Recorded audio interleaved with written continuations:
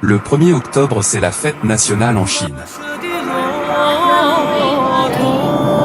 N'ayant pas pu obtenir un visa spécial pour aller au Tibet, je décide d'aller visiter une partie de l'ancien royaume du Tibet qui se trouve maintenant dans les provinces du Qinghai et du Gansu.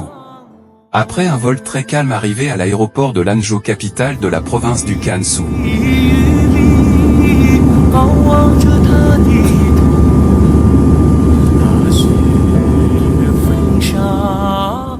À l'arrivée à Lanzhou, premier contact avec le monde tibétain.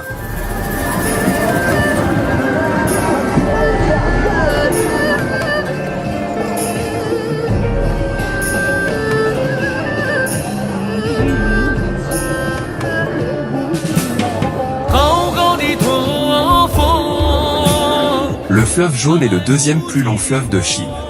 Long de 5464 km, il prend sa source dans le plateau tibétain.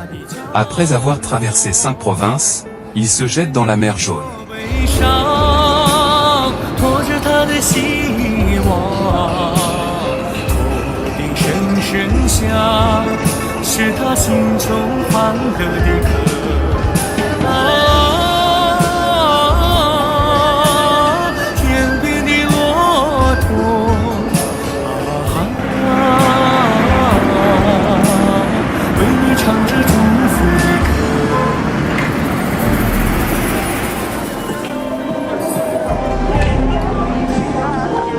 Après avoir apprécié le trafic routier très bruyant, j'emprunte la rue piétonne Zhanglu pour rejoindre un marché artisanal implanté dans un ancien temple.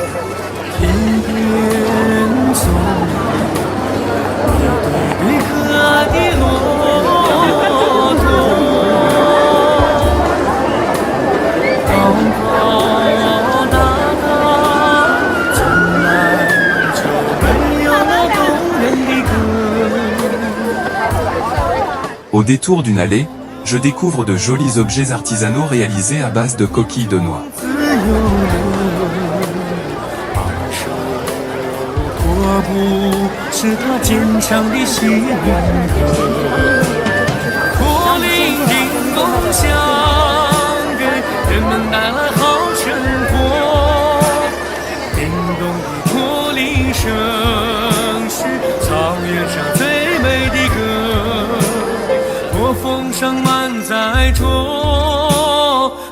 Le lendemain, j'emprunte un bus pour me rendre au lac Qinghai appelé Kokonor en langue mongole.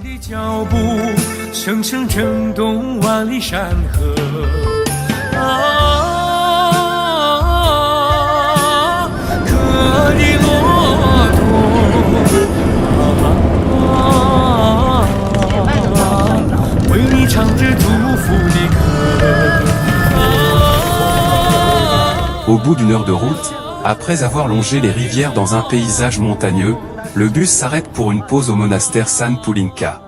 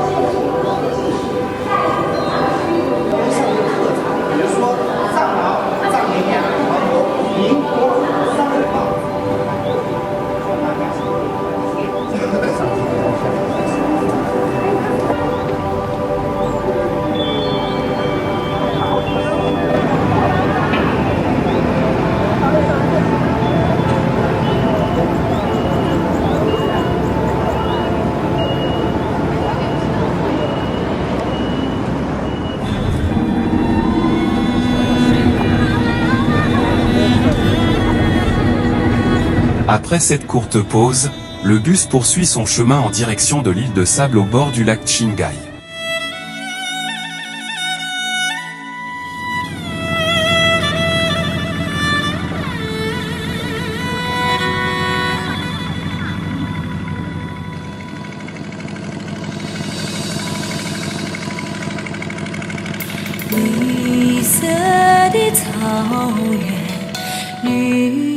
Sur l'île de sable, refuge de nombreux oiseaux, un panneau rappelle de respecter l'environnement.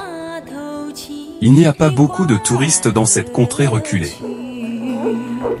绿了王昭君的18牌楼，绿了牧马人的小马驹啊嘿，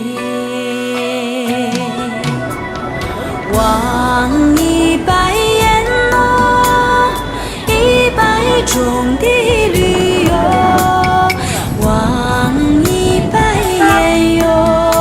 Au pied de la voie ferrée, un troupeau de yaks s'abreuve dans un ruisseau. Ce ruminant vivant entre 3000 et 5400 mètres est appelé monyo en chinois. 1000里的旅游，走1000里哦，1000里的旅游。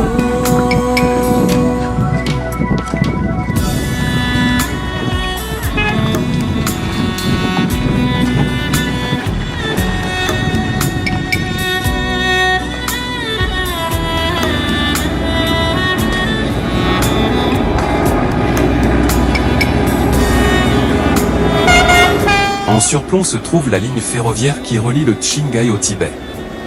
Inaugurée en 2006 et longue de 1142 km, elle relie la ville de Golmu dans la province du Qinghai à 2800 mètres d'altitude à la ville de Lhasa, capitale de la région autonome du Tibet à 3500 mètres d'altitude. Cette ligne emprunte le col de Tanggula à 5068 mètres d'altitude, ce qui en fait la ligne la plus haute du monde. Plus de 960 km, soit 80% de la longueur de la ligne, se trouve à une altitude supérieure ou égale à 4000 mètres, et plus de 50% de la ligne est construit en terrain gelé en permanence.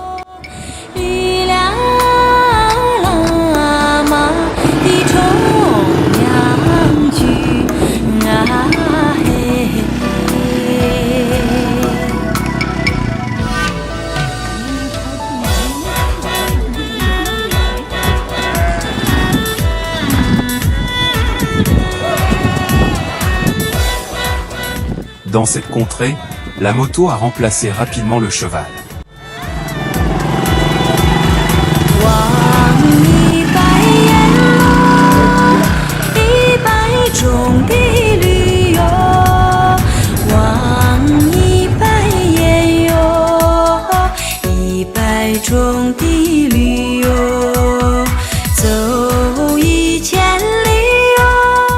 Nous quittons l'île de Sable pour aller en direction du monastère de Kumbum.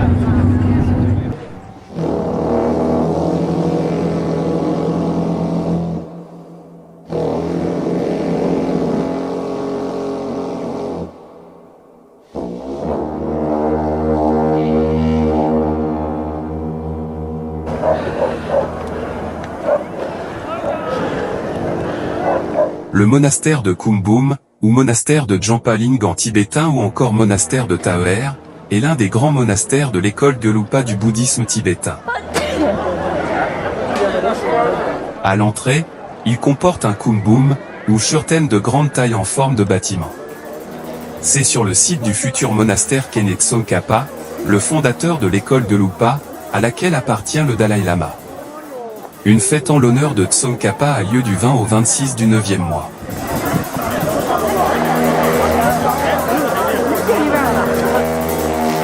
Le monastère, créé en 1560, se trouve dans la province du Qinghai anciennement Amdo, au bourg de Luzar ou Luchaer, dans le xian de Ruanzhong, à 25 km au sud-ouest du centre urbain de la ville-préfecture de Xining, la capitale provinciale.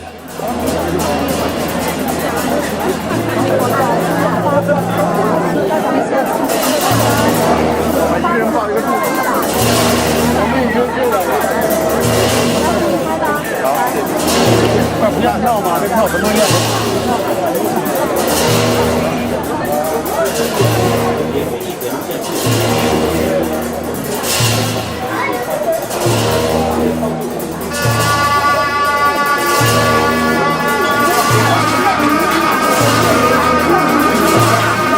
？Nous sommes dans la cour du petit pavillon à toit d'or, très étrange du fait des animaux empaillés que l'on voit apparaître à l'étage supérieur, cerfs, yaks ou chèvres, drapés dans des écharpes de cérémonie, contemplent le visiteur de leur regard vide.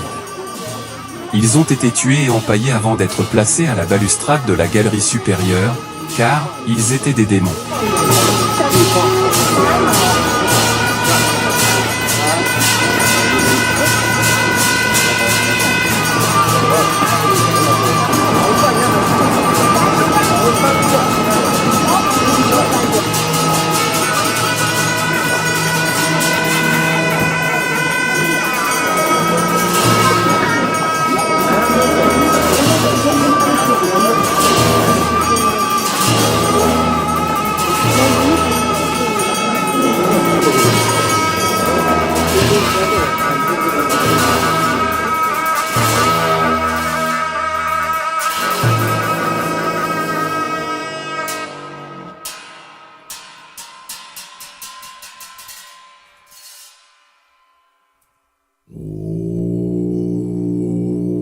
Enfin, tout autour du site, sur une distance de 5 km, serpente sur les collines environnantes un chemin de prière, orné tout du long de drapeaux de prière. Les pèlerins le parcourent selon l'antique rite tibétain consistant à se prosterner à plat ventre à chaque pas. Le chemin de prière est donc long à effectuer. De nombreux fidèles viennent d'ailleurs passer quelque temps au monastère et y accomplir 100 000 prosternations avant de repartir chez eux, ce qui nécessite en moyenne un séjour de 3 mois à 1 an, selon l'âge de la personne. À la sortie du monastère, j'emprunte un taxi pour rejoindre la gare de Xining où je dois prendre un train pour poursuivre mon voyage plus à l'ouest.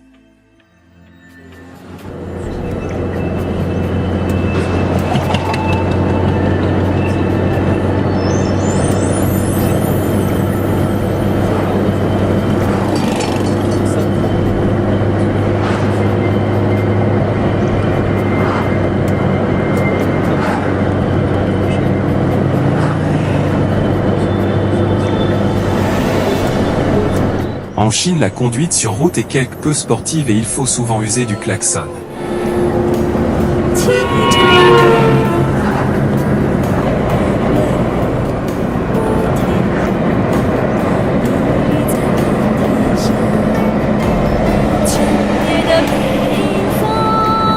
Sur l'autoroute, les 3 panneaux sur fond vert nous rappellent les 3 voies, de droite à gauche, bande d'arrêt d'urgence, voie normale et voie pour doubler.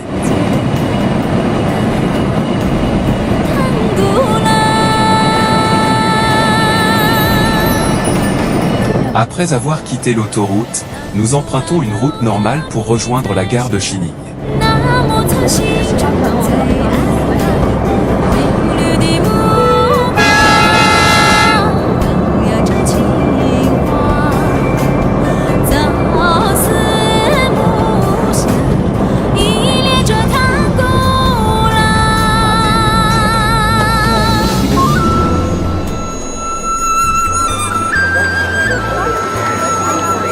Dans la gare de Xining, beaucoup de passagers quasiment tous asiatiques attendent le départ du train pour Jiayuguan via Lanzhou.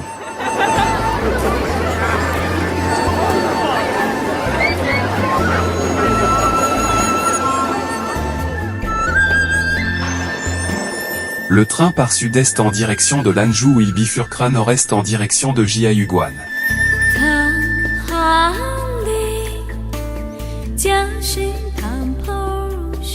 Jiayuguan est une ville de la province du Gansu.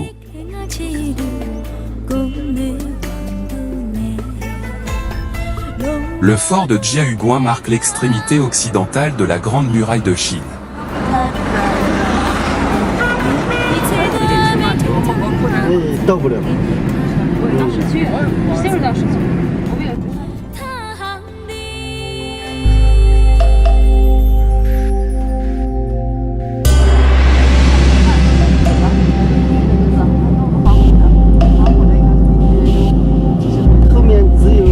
L'après-midi, j'emprunte un taxi pour aller visiter le canyon de la rivière Taolai à quelques kilomètres de la ville.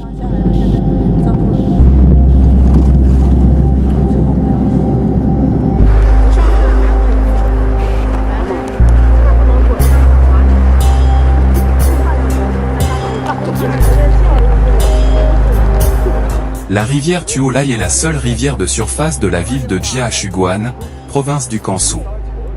Elle prend sa source à Taolaijiang, dans la partie centrale des montagnes Qilian, dans la province du Qinghai. Elle sort de l'embouchure de Binghu et traverse Jiaxuguan, Jiuquan et Jinta avant de rejoindre la rivière Raihe. C'est un affluent de premier ordre du système de la rivière Raihe. La rivière Taolai s'étend sur 260 km depuis sa source jusqu'à Bingoku, avec une zone de captage d'eau de 6883 km². Elle entre par le sud-ouest de la ville de Jiaxuguan et s'écoule par l'est. La rivière s'étend sur 40 km de long à l'intérieur du territoire. L'eau des rivières est fournie par les précipitations, les eaux de fonte des glaces et des neiges et les eaux souterraines.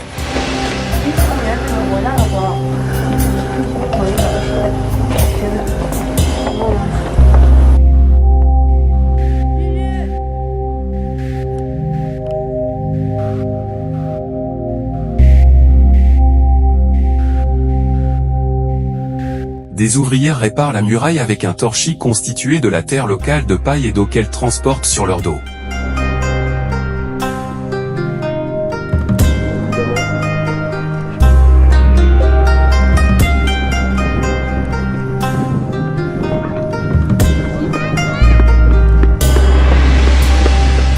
Dans les temps anciens, les Chinois prétendaient qu'au-delà de l'extrémité ouest de la Grande Muraille s'étendait le pays des barbares.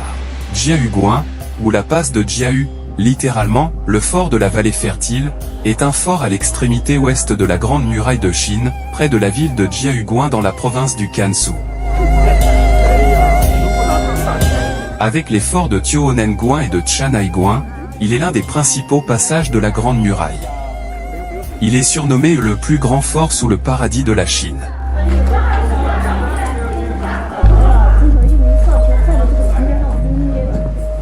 Le fort a été construit au XIVe siècle, en 1372, sous la dynastie Ming. Il a été construit près d'une oasis qui était alors sur le bord extrême ouest de la Chine. À l'extrémité occidentale de la Grande Muraille, le fort constituait le dernier point chinois avant le désert de Gobi et servait de bagne aux bannis par l'empereur. Le lendemain matin de bonne heure, je décide de me rendre au glacier du 1er juillet appelé Qi en chinois. Le glacier Qi est situé à 116 km au sud-ouest de la ville de Jiahuguan, sur le versant nord du mont Taolai dans les monts Qilian.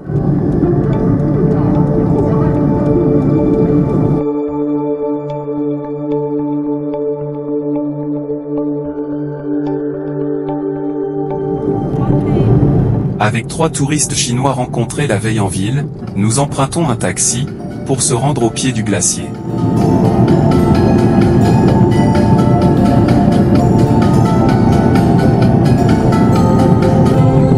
En Asie, il s'agit du glacier visible le plus proche de la ville, mais il a rétréci ces dernières années. Ce glacier a été découvert par des géologues de la branche de l'Anzhou de l'Académie chinoise des sciences et des glaciologues soviétiques lors d'une expédition le 1er juillet 1958, et a été nommé ainsi le glacier du 1er juillet. À plusieurs fois, le bitume de la route est interrompu pour faire place à un chemin empierré, ce qui ralentit notre allure.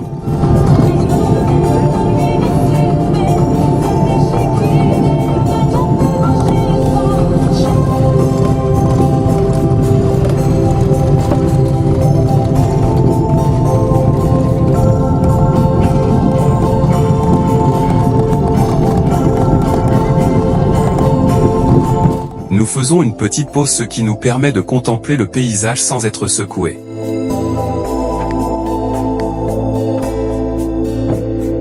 Il n'y a plus d'arbres à cette altitude.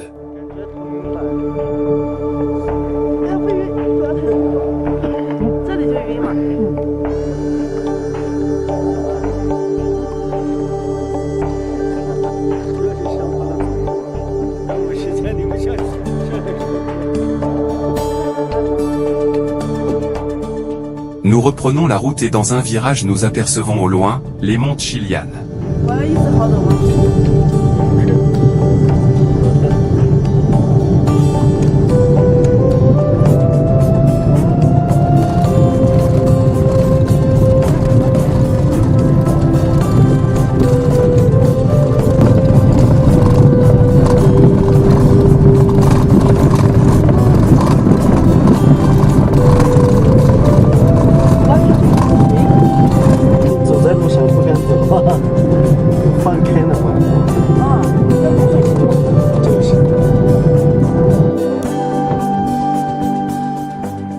Nouvelle halte pour laisser reposer un peu le moteur.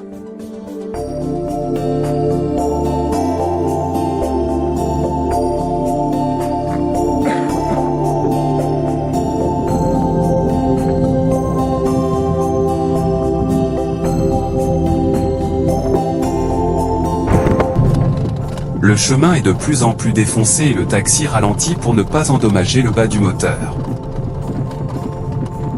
Nous arrivons enfin au parking à 3600 mètres.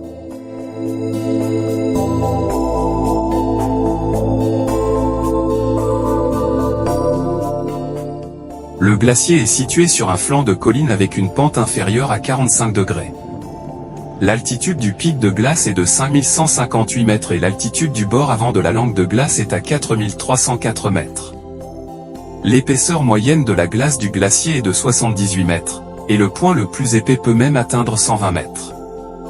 La longueur totale du glacier est de 3,5 km, la partie la plus large est de 2,4 km et sa capacité de stockage d'eau est de 160 millions de mètres cubes. La zone touristique du glacier Chiyi couvre une superficie d'environ 4 km². La randonnée du parking de base jusqu'à l'embouchure du glacier, près de 2 km, a pris environ 2 heures. Pour chaque 3 pas en avant, je m'arrêtais pour reprendre mon souffle. Il n'y a pas besoin de faire d'escalade mais de suivre un sentier qui suit le contour vers le haut. De nombreux touristes se sont plaints de maux de tête et de nausées pendant la montée et ont abandonné après avoir marché 0,2 km.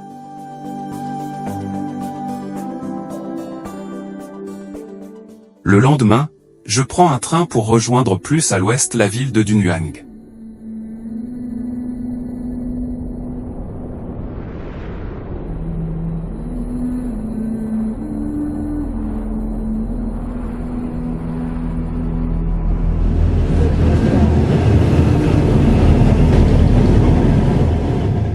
Pendant de longues heures nous longeons le Gobi.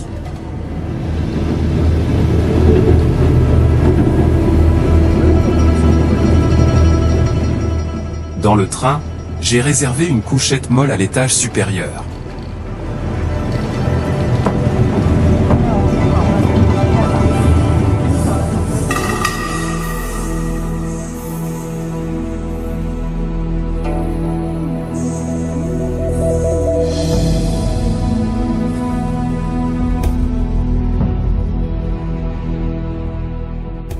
Un peu de végétation apparaît dans le désert à l'approche de notre destination.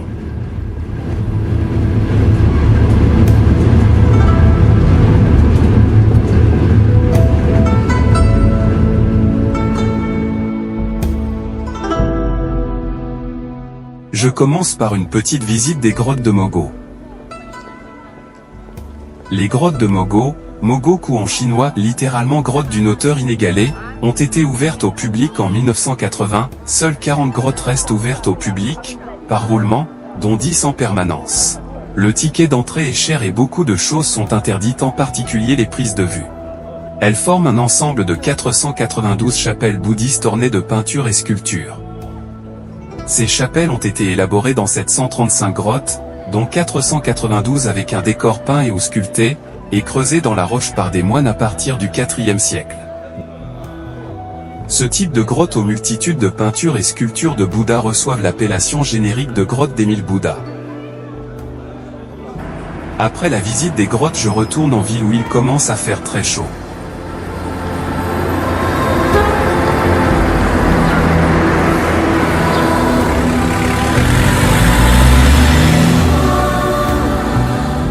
Après 17 heures, alors que la température a baissé, je me dirige vers Minshashan, pour voir les dunes au sable chantant.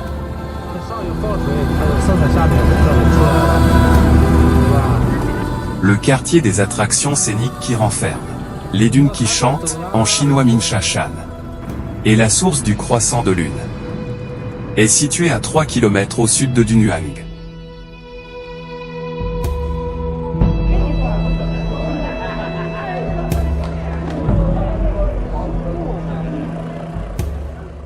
Parmi les 40 km d'est en ouest et 20 km du nord au sud se trouvent les dunes Mingsha.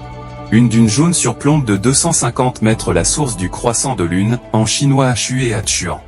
Il est possible de se promener dans les dunes à dos de chameau, en véhicule 4x4, ou de faire un tour en ULM.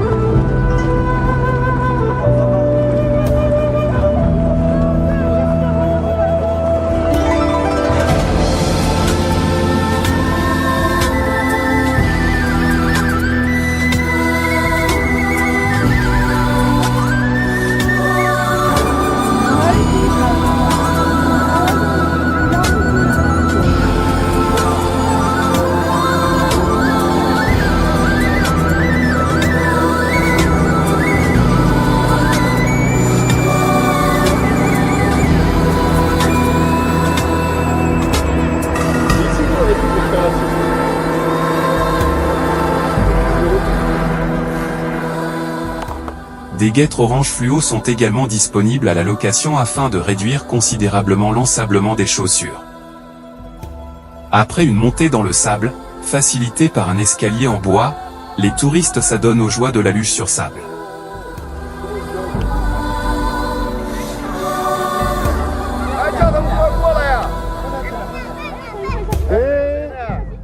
Pourquoi ne pas inclure ce sport aux Jeux Olympiques d'été ?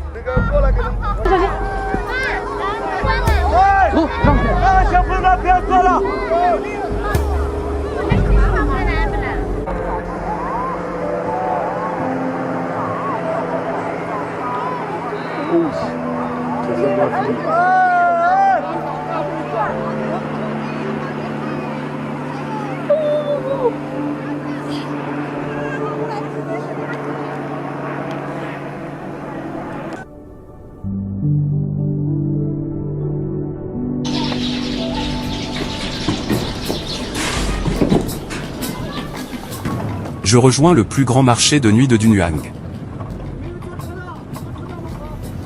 C'est une attraction importante à ne pas manquer. C'est l'un des endroits les plus animés de Dunhuang qui est connu pour ses caractéristiques régionales uniques et ses riches coutumes populaires. Les touristes peuvent déguster une variété de délices locaux, acheter des artisanats exquis et des produits locaux. J'ai le choix entre les cervelles de mouton au barbecue, les ailes de poulet et autres brochettes diverses. La nourriture et la culture ici sont saluées comme la carte de vue nocturne et la peinture culturelle de Dunhuang.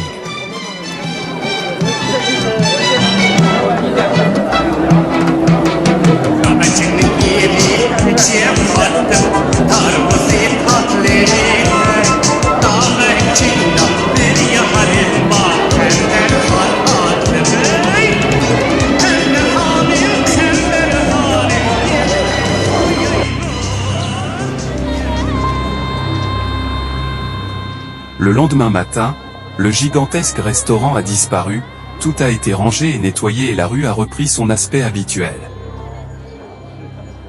Avec des petites boutiques où on peut trouver de l'artisanat local et des fruits secs spécialités de la région.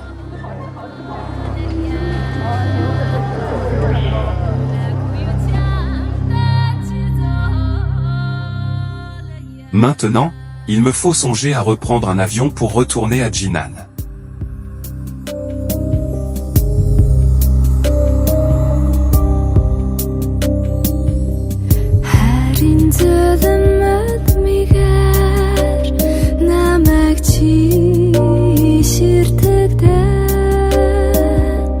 Харц дөрөн харагч